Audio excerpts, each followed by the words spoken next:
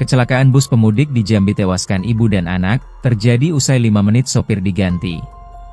Sebuah kecelakaan tunggal yang melibatkan bus pemudik terjadi di Jalan Lintas Sumatera Kecamatan Muara Bulian Kabupaten Batanghari, Kamis, 26 Maret 2025. Kecelakaan ini merenggut nyawa dua anggota keluarga yakni seorang ibu dan anaknya yang dalam perjalanan dari Sumbar menuju Bandung untuk merayakan Idul Fitri. Korban yang meninggal diketahui bernama Vivi Violanti 44 tahun dan anaknya inisial KPA 5 tahun, sementara satu anak lainnya kini masih dirawat di rumah sakit.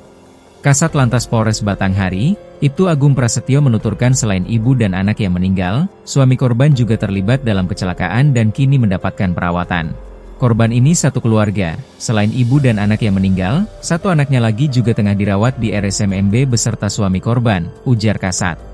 Saat ini untuk korban meninggal masih berada di RS Mitra Medika Batanghari yang direncanakan akan dibawa pulang ke Sumbar untuk dimakamkan. Akibat kejadian tersebut, baik armada dan sopir saat ini sudah diamankan di Polres Batanghari guna dimintai keterangan perihal kejadian tersebut. Diketahui, kecelakaan bus tersebut terjadi setelah 5 menit sopir bus diganti. Bus ANS yang mengangkut 32 penumpang itu terdiri dari 24 orang dewasa dan 5 orang anak-anak yang mengangkut pemudik dari Sumbar tujuan Bandung.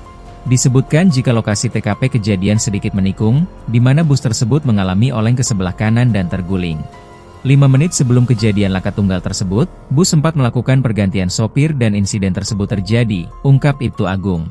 Petugas membutuhkan waktu selama 4 jam untuk dapat berhasil mengevakuasi bus dan korban yang terjepit.